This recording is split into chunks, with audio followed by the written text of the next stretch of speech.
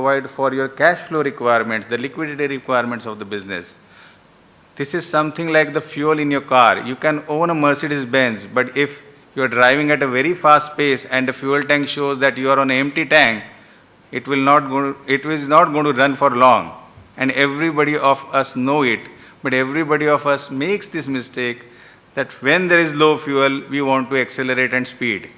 That is not going to be possible. So understand what your money requirement and raise adequate money, because that is something that will help you run your business and grow your business.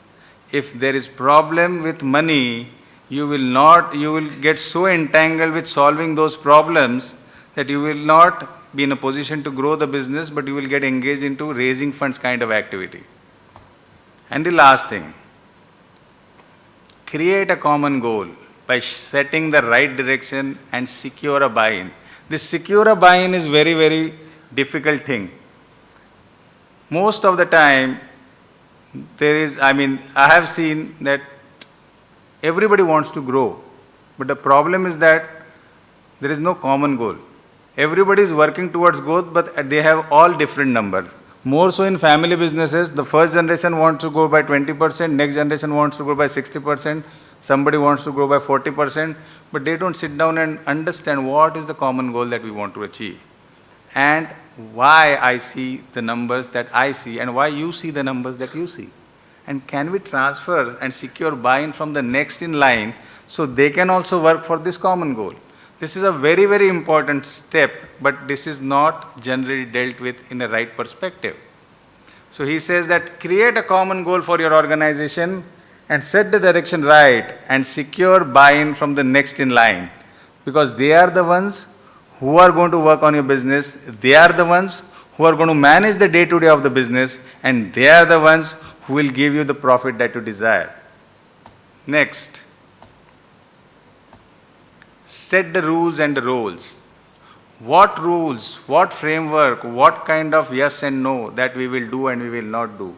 What is it that in our organization we will follow rigorously?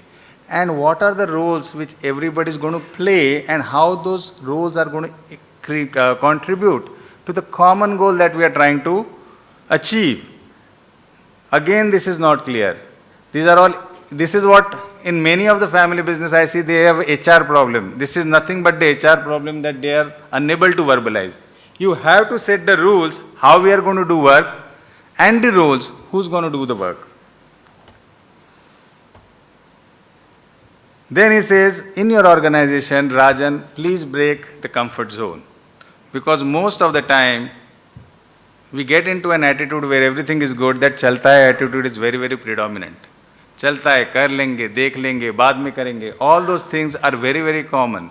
So break that comfort zone, raise the bar, create a goal which will make your people think differently. Their success formula will not work for that. Build a belief that we can do it. As a team, we have that capability. We can certainly do it, because this is something which will give them the motivation to do things, create that positive energy in the organization. His mantra number 5 is create momentum. If you can create momentum, then only things will move. So, to sum up, Manu says 5 things. Look at realign the market, build management capability, work on the business model and understand what is the new model going to be, raise adequate money so you don't have liquidity problems, and build momentum in your organization that will help you generate positive vibes and help people drive the organization. Why I am telling you this story? Because I believe inside all of us there is a Rajan who is sitting there and who has a lot of questions to ask, but he does not know where to go. We have a lot of aspirations. I believe 90% or 95% of entrepreneurs want to list their company in BSE. And this is one of the dreams that everybody has, कि मेरा company का share issue आना चाहिए. We have a lot of aspirations, but the whole issue is that this Rajan is stuck. He is not in a position to get out of the day-to-day routine work that we are doing. And we feel most of the entrepreneurs at the day end they feel frustrated because if you ask them question, आज आपने काम क्या किया है, तो they have only solved, majority of them have only solved problems of the day and they have not thought about what is the growth that I want to make, how I'm going to grow, how my business will grow. They have not spent enough time on that. And if you can't spend time on this, then growth will remain a distant dream.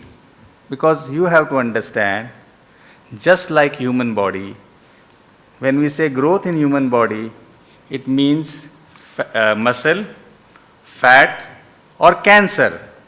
All three are type of growths.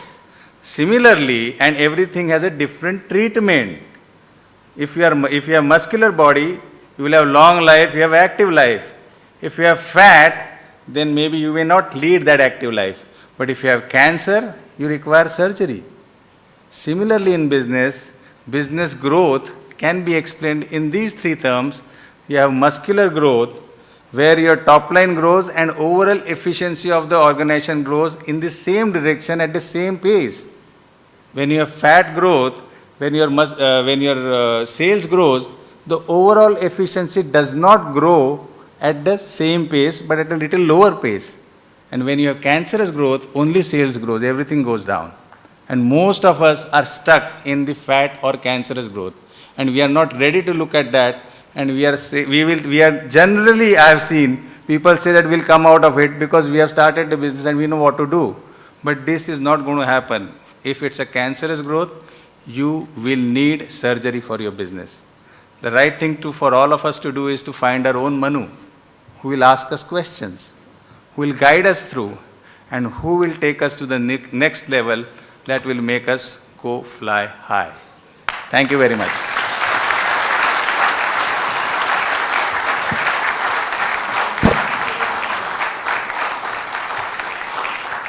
Thanks, Sanjay. And then that is the beauty of story. So many difficult aspects of the business, we can share through the story very seamlessly. It is very close to heart. I'm very sure in last half an hour, you must be finding where you are, which stage of Rajan you are, and what exactly need to, and you may be having your own Manu. And that Manu will be somebody who's advisory committee in your office itself, somebody who is a close friend, and somebody possibly a consultant. But you must see that all the three presentations which we had, if we have that manage Rajan properly, he investing time in managing the financial management aspect which people share. Of course, he run through 15-20 minutes because of time constraint, but each and every aspect is so important. Then you reach to a point where you're looking for the growth, where Charles explained about how to unleash that value and get funds and the FDIs and merger and acquisition. So there's a common thread amongst the whole panelists about managing the financial aspect of the business, which is most of the time neglected. We get stuck into the sales and operation and managing problem and become problem solver. It is not only applicable only for the entrepreneurs. With my experience, I can share you it is relevant to most of the professionals as well. And of course, that is a different topic altogether. But then we manage the mandate given by the chairman about to manage the time. I think we done that successfully. So we have about 30 minutes to really share question answer. To be frank, for me, that questions answer are more important because we are here not because we know more. We are here because somebody have a specific expertise in some of the businesses. But I think you all are experts in most of the aspect of the business. But still, if you have some queries where we can throw some light, please welcome.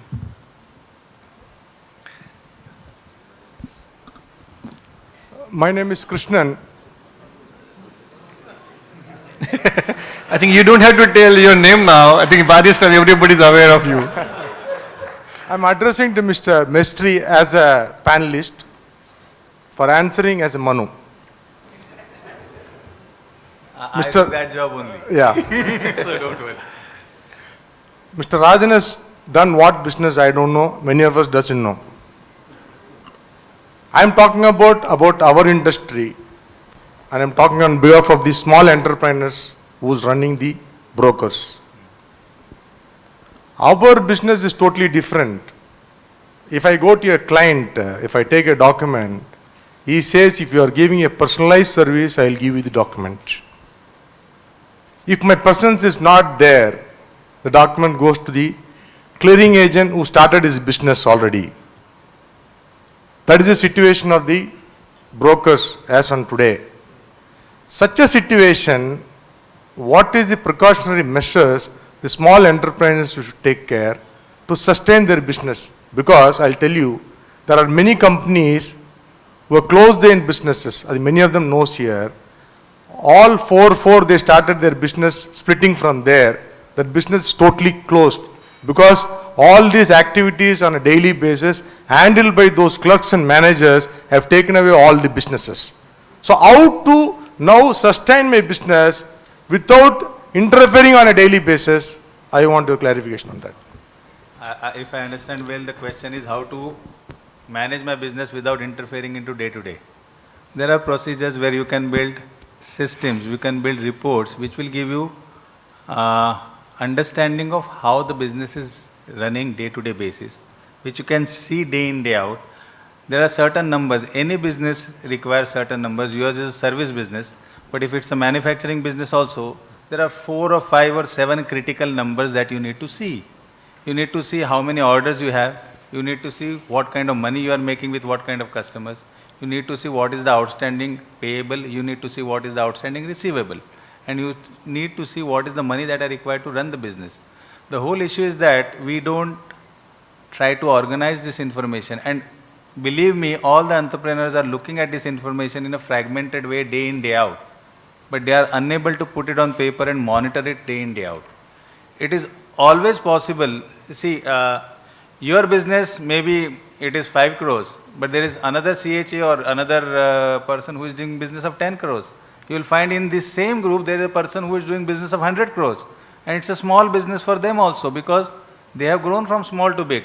So if in this group itself, there are different kind of people who are doing different volume of business, they are managing that business successfully.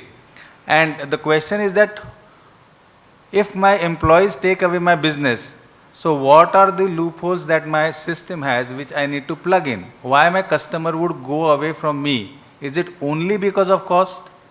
Because this is the business which is offering the lowest cost will get all the business is a myth. Otherwise, there should be only one player in any industry, the lowest cost manufacturer or the lowest cost service provider. One is that he cannot reach everywhere. 2 is that he cannot service the requirements of the industry. So lowest cost is a myth. We are getting business from a customer because we are giving them something which is suitable to them, and we are unable to ask price, but they may be willing to give. They are not convinced about the price that we are asking. So how we can convince them that the price that we are giving is right is our job. I'll give you a very, very common example. When we started consulting 10 years back, we used to raise a bill and take money after 45 days. And there was a great risk because we have already given consulting, and what if the client does not pay? So one day me and my other colleague, we sat down and we said, we will ask advance. That we will make advance billing and we will take advance payment. Initially, we were not sure to ask this kind of question, can you pay us advance? The moment we asked and the client said yes, till last 6 years, all our billing is advance and all our payments are advance. So it is a question of mindset. It is not a question of the customer will give or not.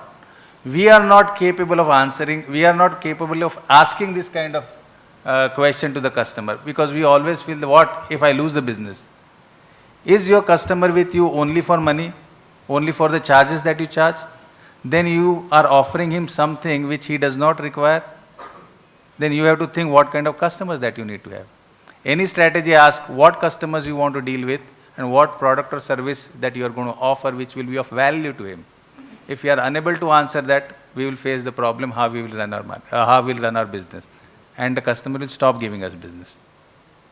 Yeah, I'd like to add something to Sandesh. It's about the business model. And you mentioned 2 concerns. One is about how to get away from the transaction, and second is about how exactly if I lose that business. If business has a low exit barriers, then your business is vulnerable.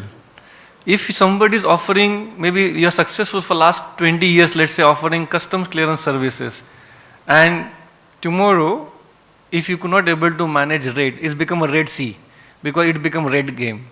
So what is the value addition we can offer by which there is an exit barrier to the existing customers?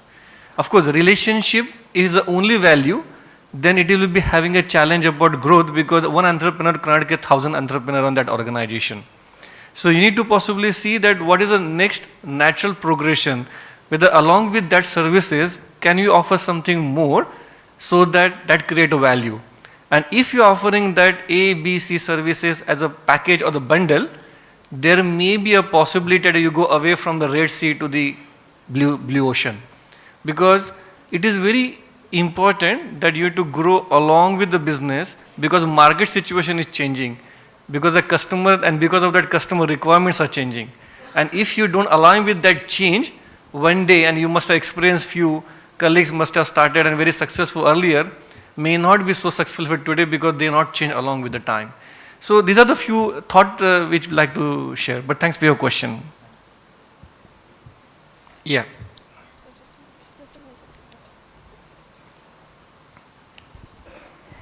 My question is to Mr. Vipul. For a small scale entrepreneur, what should be the ratio of outstandings to profitability or to capital invested? How should you look at it? Because you have experience of about 10-15 years in the forwarding industry. I'll put it, outstanding should be, what you can manage. I'll put it that way to start with. Suppose internally if you set a process that, you're building a business, you are at the initial stage of building business, where there is a probability you might have to give some credit to your customer to stick to them for a longer duration. So that's one. So which phase of the growth you have to decide your creditability, number one. Number two, you have to also decide in terms of which type of customer you want to deal with. Because there are certain customers who are not mind paying you within that whatever the due date you have agreed with. It could be maybe 7 days or 10 days or 45 days or 100 days. But it's all how you want to track your business with a particular person. So that's the second principle which you need to follow. Third is, there are lethargic type of customer who I'm bound to delay or creating some sort of problem in terms of, not to pay, or creating problem when the bill is submitted or follow-up is done. So in that sort of cases, the credit period is not that, it's a credit risk what you are entering. This is much more on the high side. So in all the situation, you have to first look at what is the phase of the growth you are in, number one, and what type of customer you want to deal with. And accordingly, you decide the credit. There cannot be outstanding ratio set in a standard organized way. It has to be customer specific, it has to be growth specific, and in terms of your business specific. And then you have to take a call in terms of how you want to manage and what is the risk. This process you have to continuously benchmark. What is the credit period you have given today, not necessarily the same credit period you will give 6 months down the line, or maybe 1 year down the line. So it continuously remains a benchmark within your own processes. That's the way you have to look at it.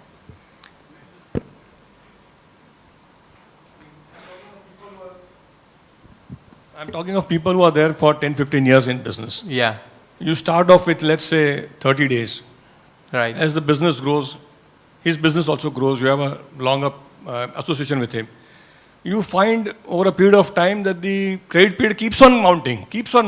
Right. You talk to him, you try to explain to him that it cannot be such a scenario. But the way the industry today is running, Yeah. you find that from 30 days you have reached 60 days, from 60 days you have reached 75 days, and it becomes sort of a right that you should be giving him 75 days or 90 days, not linked to the profitability. Correct. The profitability has not grown to that extent that it can take that burden. Right. Or maybe the investment has grown. Maybe the profitability has remained reasonably good, but the investment for his business has grown multiple times in compared to what we started off with. Right. So that 75 days, if actually maybe 150 days, if you look at the double the investment you are making. Right. Unfortunately, with the industry taking that kind of a turn, the amount of investments required to not fetch the returns which maybe some other industry is fetching, or maybe you would look at in the initial stage? You know, I'm talking of something 10, 15 years horizon. Yeah, that's correct. See, then what you're saying is this particular segment, yes, is a problem. Recovery is a problem. But it's not, it's a perennial problem, but it's not the problem. I mean, in the couple of other industries also facing similar type of activity. And then as an internal process, you need to put a benchmark in terms of how fast or how best way you can recover that money. If you allow that slippages to happen from 30 to 45 days and then 45 to 60 and 60 to 75, there are certain catches, is what you need to bear minimum, track on. You might have to lose some customers some point in time, or you have to tell, I mean, if it is not viable. So rather than doing a business with a loss-making customer, it's better to not do a business. So that is a couple of calls you need to strongly take as an internal part of risk mechanism. This is one of the way of you can mitigate your risk. If the customer is not paying you in time, so then what is the duration, what is the action you need to take? So when you grow, on an average, the benchmark figures, I mean, if you can say that, on an average, people drop 4 to 5% of the bottom line client every year. In a sense that if the business-wise is not good, it's not viable, or the profitability is not good, or the recovery mechanism is not good, or there are a lot of procedural-related problems. So every year people normally drop 4 to 5% of the bottom line customers. So that's a accepted benchmark, which you can look at in terms of where and what you want to take a decision on. If I can add something, most of the time in SMEs, we don't follow. There is no written rule in the world that says that if your payment is due at 60 days, we can remind the customer on 57 days. Nobody says no. The problem is that if the payment is due on 60th day, we will call at 65th day, and the customer will say we have not received invoice, and then we'll start again. Most of the time this happens. Yes, so I mean, we are weak in follow. This is peculiar problem. I mean, the process part, what we are saying, the client is not paying on time. 90% of the problem, it could be relating to procedural thing. Either invoice is not reached, or it's not properly reached, or the company name is different, or I mean, supporting document what is required, which is a part of process agreement is not submitted. These are, I mean, the list of 9 out of 10 reason is avoidable. You can put it that way.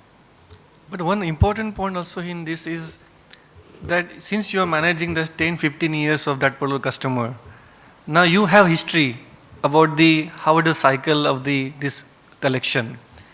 After, are you taking this particular cost in your proposal itself while making the proposal? And then if it is 60 days, then okay, up to 60 days you can afford. And that answers to your question. Let's say if business model is that you are in a business such a way that you have to give 180 days. But if you can charge that in the costing itself, or you cost that in your proposal, and then it is 180 days, then it's not a problem. Second part is, it is about your internal mechanism of costing that particular cost of fund. But then, is market is booming or market is stress? Now, offering this kind of 180 days, when the market is very distressed, is a high risk you are taking. It's about your risk appetite. So, whether you are okay with that, because there may not be a repeat order, tomorrow they may say that I don't want to work with you, and then how much is the risk you are going to take as an organization that tomorrow, because of 1 or 2 customers, you may have to shut off your shop, and that is very serious. So it is again not a very standard answer of how many days and what customer. It's about your individual appetite for that risk, as well as what is your business model and what you are happy with. Are you happy with 2% or you are happy with the 7%? Because somebody who is starting business today, for him that particular number of percentage, a single digit, is very sufficient. But as an organization, possibly you may not be happy with that number. And there are many people who are possibly shift the service from the very established player to the local service provider who is having only one mobile and one contact detail and one bag. But then it depends upon your approach toward the risk. And that's the reason what Vipul share about the business governance and the financial planning that we need to keep in place. Second part also, we are so much get bogged down by the sales number that sometimes we know, I think I will not agree that particular statement that we don't know about this bad debt. I think most of the sales guys or even entrepreneurs knows about this. But somehow we give a blind eye to that because we need to show number of the sales is going high. And that we give the satisfaction that, okay, from those many 5 crore we gone to 10 crore. But then how much sale out of that is a really quality sale? Whether able to get money out of that, whatever the additional sales which you had done. So I think it is, customers are taking advantage of this particular attribute about only monitoring sales in our P&L. And that is the major challenge in the business. Even we don't know about the cost of delayed payment, which is around 2% per month. Yep. The cost of delayed payment which you pay is 2% per month, which don't calculate that also. Yes, sir. Yeah, I want to put this question to Charles. As an investor, what will be his criteria of evaluating this thing regarding the outstanding? We cannot hear, sir. Criteria for selection. What is the criteria? As an investor, what you look at? I want to put this question to Charles. As an investor, what will be your criteria of evaluating once you receive the financial statement of the company regarding outstanding?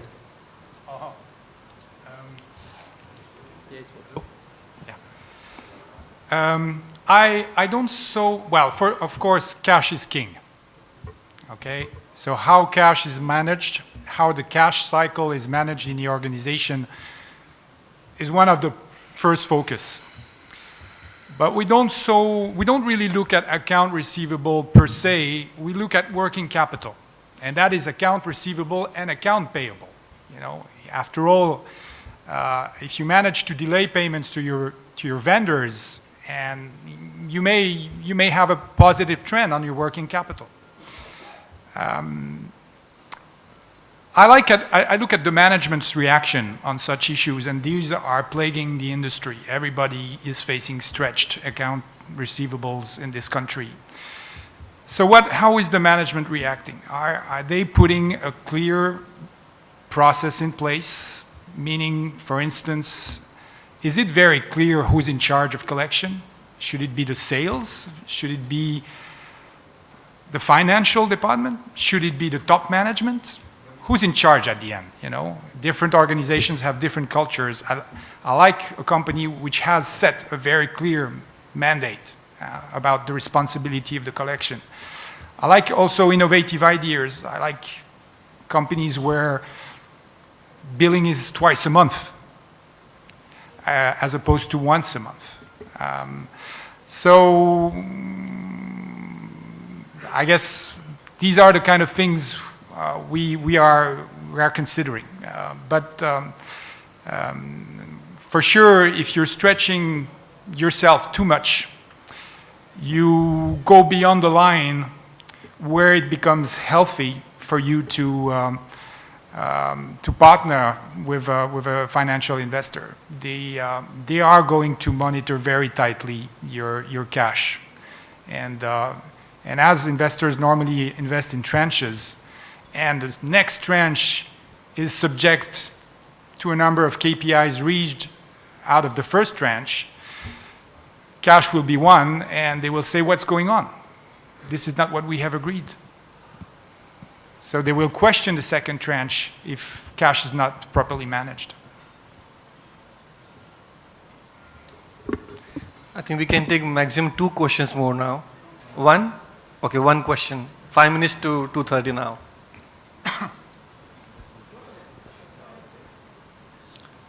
My question to Mr. Charles, as our forward or backward extension of our business, if we extended our business and we have taken loan from the bank, it is approximately 75% bank loan and 25% we have invested.